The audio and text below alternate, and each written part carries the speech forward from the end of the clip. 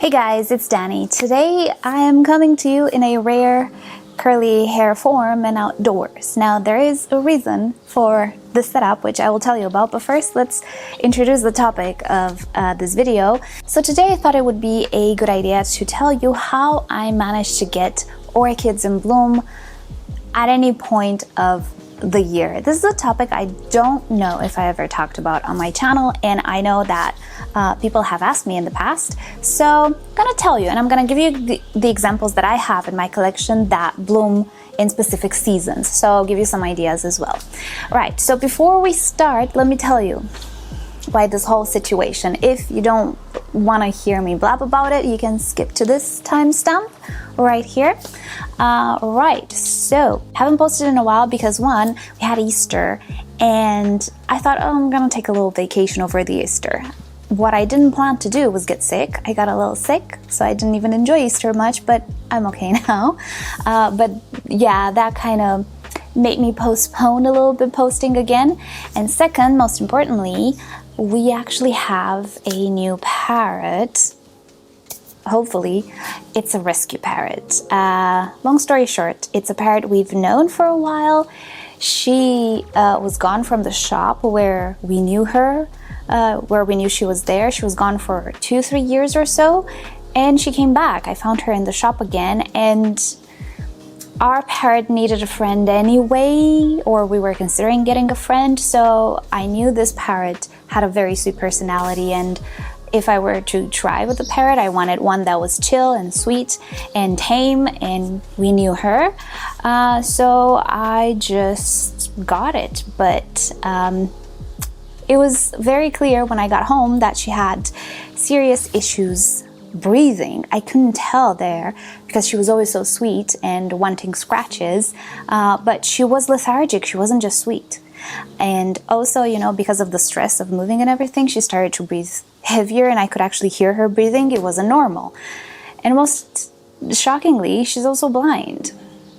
I don't know what happened in these years. She didn't used to be blind. Now she's blind. Yeah. So it turned out to be a rescue parrot, and we have been treating her for aspergillosis, which is the worst.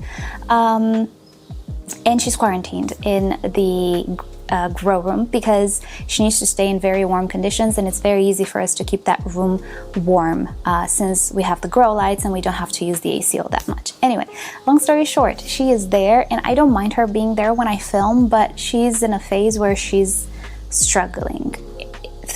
It's a really serious case. She also had a tube at some point anyway, so she's audibly still getting over some stuff in her breathing. I think she's doing better, but it's a very long process. If any of you have birds or know about this disease, it's not pretty, it's not a fun time, it's a very long process. It's a commitment that, you know, we were willing to take because, oops, sorry if I made noise, because we know this bird, we love this bird, no matter what, we want to try.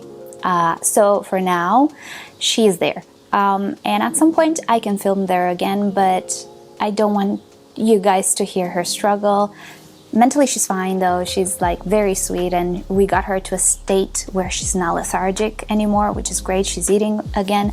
Yeah, no, I don't want to put you guys through some stuff. So we're gonna film outside for a while. I'm still gonna show you orchid pictures, images, and so on. But yeah, hope you understand why this scenery. Right, so with that said, let us start the subject of today with spring, because it's spring now. I'm a little concerned because summer is coming. It's very hot here.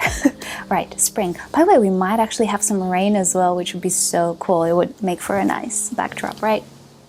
Right, so springtime. Well, spring is easy.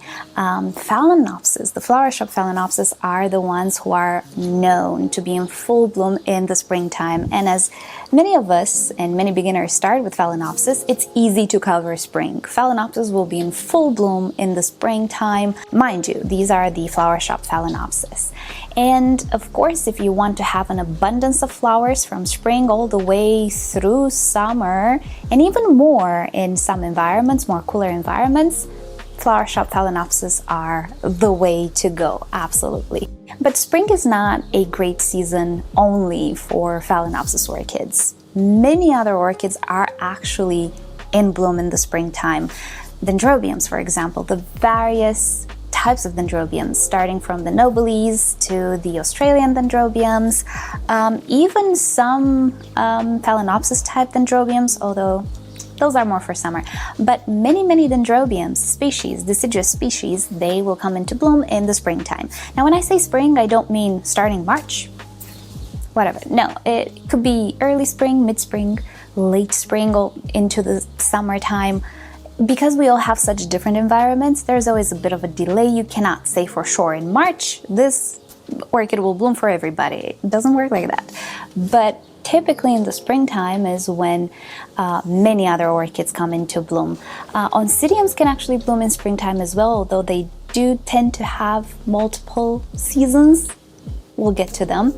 But for sure, some cattleyas will bloom in spring as well. There are some species that are spring blooming as well. I don't have one now, but the Laelia purpurata was one. When I used to have it, she used to bloom in the springtime. So you can have here and there some orchids which will bloom throughout the year, but there will always be those orchids that will predominantly bloom in the springtime. It is actually a great time for blooming, spring and autumn, as you will see.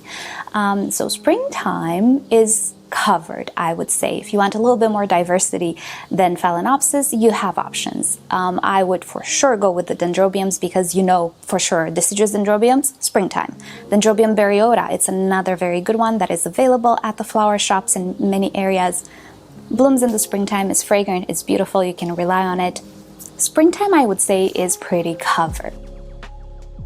But what do we do in the other season, especially if you don't have any other orchids yet? Well, let me give you some tips. So let's move on to summertime. Summer can be a little tricky because it's so hot. Not many orchids want to bloom in the summer, but there are some that will, and these are usually the hotter growing orchids. So first of all, phalaenopsis. Not necessarily the flower shop ones. Those can still continue their blooming, but if you have a very hot environment, for example, like mine, even flower shop phalaenopsis are kind of dwindling, you know, with the flowers. It's too hot for them, so they will start to grow vegetatively. But there is a type of phalaenopsis that blooms when it's hot. And these are the polychilous types, or the summer blooming phalaenopsis. So if you want to cover summer with some phalaenopsis as well, the polychilous are the ones to grow. And I do actually have a full tutorial on how to grow them. They're not very different than the normal phalaenopsis, they just don't need that cool down. So that's great. I'll add it in the description. So you have phalaenopsis for the summer as well, and further into the autumn as well, don't worry. Next up, vandas. Yes, vandas are predominantly summer blooming. Obviously, if you have that type of environment which is kind of hot all the time, you can have vandas or hot growing orchids blooming all of the time, and that's great. But if you have more of a temperate climate, summer is the season for vanda orchids, and vandas can be very flashy, very spectacular. And when I used to grow my orchids in Romania, when I used to live there, I would have multiple flowerings from vandas throughout the summer. I think 2 or maybe even 3 yearly, but predominantly in the hotter or warmer months. And peak is summertime for vandas. Pretty much no matter the vanda. Exception the newer added vandas like the Neophenicias and all of those things. That's a different subject. Those are typically in the spring, but they're so finicky with their blooming, I'm not even going to mention them. The vast majority of vandas you find in flower shops, the big flowered ones, those are summer blooming, and typically they're very reliable. If you have a hot, bright environment, they will be your go-to summer orchids. Next time, cattleyas, because they're also hot growing, and specifically I would say the floofy ones. I have quite a few species, or more simple hybrids if you will, the floofy types that always bloom in the summertime, only once a year, but in the summertime it's their peak season. It's bright, it's warm, it's exactly what they want. They grow all year round and kind of take a little break in the winter time. Sometimes they even have a sheath that just sits there. Story of our lives. cattleyas, but it's okay. And in the summertime, they start to produce their buds and bloom.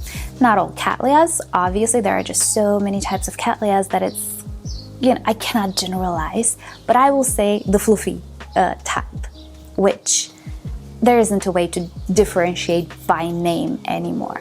The fluffy ones, they're summer blooming typically. Then you have dendrobiums, but the phalaenopsis types, dendrobiums.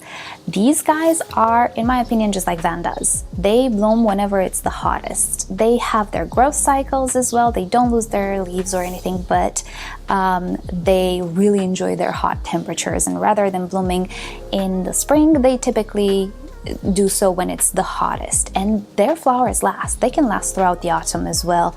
No issue at all. But again, when I used to have quite a lot of them, they take up a lot of space. But when I used to have a lot of them, they would bloom every summer, no exception. They were very, very reliable bloomers. And in my climate, which is a warm climate, more reliable than the nobiles or other types of dendrobiums.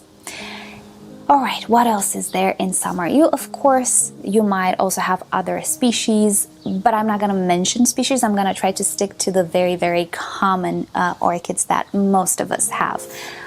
So if I forget some species, do feel free to write them in the comments below, of course, but I purposely am not talking about many species. I could talk about brassavolas as well, but I include them in the cattleya category. There are a few of them that will bloom in the summertime, but I think we can move on to autumn. Now, autumn is another very interesting season because many orchids actually grow throughout summertime vegetatively because it's hot and there's a lot of water in their natural habitat. And in autumn, when things are starting to cool down, they start to bloom. So the one that really pops into my mind is the catasetums. Yes, catasetums are not necessarily flower shop orchids, but they are common enough, and especially at orchid nurseries, that I think many people have them or have easy access to them. Catasetum types are types of orchids that grow from spring through summer vegetatively. They go very fast, they require many resources, and in autumn generally, mid, late, depends, they will produce their flower spikes and bestow upon us some of the most amazing flowers in the orchid world. They even smell amazing. I know some people will not necessarily like the fragrance of catasetums because it's strong and it's different, I would say, but I absolutely adore them. So for autumn, if you want an autumn blooming orchid, catasetums. And I fully recommend Cycnotus Wine Delight because it's easy to grow, it's easy to bloom, it smells beautiful, it has beautiful flowers. There are also the black ones. I don't have as much success with them as I do with the Cycnotus Wine Delight. That never actually skips a year, but you can try Monierera Black Magic. And there's another one that I'm missing the name. Anyway, catasetum types usually known to bloom in autumn. Another very popular orchid for autumn, I would say, is Oncidiums. Oncidiums, again, there are so many intergenerics and different subspecies that you can have throughout the year, some that will bloom randomly in winter or summer. But in my experience, when I used to have a big collection of them, their blooming seasons were either spring, either autumn. And the autumn blooms were quite showy for me, especially in Romania, because probably they were growing very nice in the summertime vegetatively. They had a lot of energy and they were putting out a lot of blooms. So intergenerics such as Brassia crosses, the spidery ones, the Oncostelle, I don't even know how they're calling them anymore. All of these crosses, they are really suited for autumn. I'm just noticing it's very dark, like my video is very dark because it got very cloudy, but I'll do something about it in editing. Anyway, Oncidiums generally are a very good orchid to have to bloom in the autumn time. Another orchid that pops into my mind is the Cymbidium. Personally, I don't have much experience with Cymbidiums. They're very big. I never had a lot of space for them. Not my jam, but just so you know, Cymbidiums are known to bloom in late autumn, maybe beginning of winter, but I would say maybe late autumn in many environments.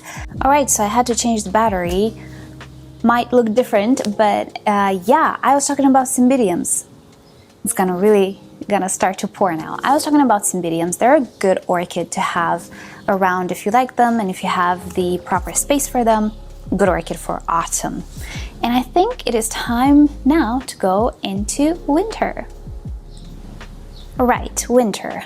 Winter is tricky, I will say, but not very, depends. So in winter, the orchid that pops into my mind the most should be Phalaenopsis, but it's not. It's actually the Tolumnia. For me, my collection of Tolumnias is in full bloom in winter, and I don't actually have many orchids in full bloom in winter. Sure, you're gonna have the flower shop Phalaenopsis starting to spike, and some of them will actually open their flowers. Again, depends on the season. They can actually start to bloom in late winter as well. It's not uncommon, even though their season should be in spring. For me though, it doesn't happen that way. For me, it's usually in the springtime because I have a very warm autumn. But in winter as well, or late winter, you can start to have flower shop Phalaenopsis blooming as well. Depending on your environment, if you have a cold autumn, usually you will have full blooms, like full displays of Phalaenopsis, and that is great. But typically, winter can be a little tricky. Again, you can have the random Cattleya orchid blooming, but I would say out of all of the seasons, winter is the worst season for Cattleya orchids. You will not have too many of them in bloom. Again, in my experience, if I were like to make a statistic, yeah, winter is not a great season for Cattleyas, but it's okay because you do have the others, even, you know, if there aren't as many as in the other seasons. And it makes sense, you know, the warmer and brighter it is, the more life comes back, and all plants grow better. But in our collections, yeah, I would go for the Tolumnias. They're small, they're pretty, they bloom if you care for them properly all the time. So for me, the standouts are these two, Phalaenopsis and Tolumnias. And trying to think, you'll always have the random Oncidium, not so much Dendrobiums. Dendrobiums are, whatever the case, warmer blooming. The storm is coming. It's so pretty. I wanted to do a Q&A after this one. Maybe I'm gonna do it. Depends how much it rains. So yeah, you will always have a random Oncidium, random Cattleya blooming in the winter time, depending on your environment. Not so much of Vandas, obviously. But of all the seasons, yeah, winter is the less flowery one, for me at least. But let me know about your collections. When do your orchids bloom the most?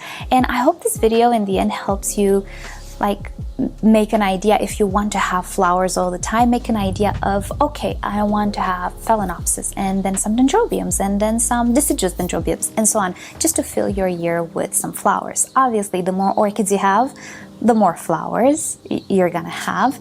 Even if an orchid is supposed to bloom in spring, you know, it doesn't mean you're always gonna have something in bloom, but typically they do tend to follow these seasons. And I hope this video is useful and is interesting. And just let me know in the comments below what orchids do you recommend for different seasons. So thank you guys so much for watching. Thank you for bearing with me with like the schedule and everything. And I hope like this change is not too bad and too drastic. Again, it got like dark. It's so dark right now. I cannot explain how dark it is. I don't have my camera on automatic because it fluctuates.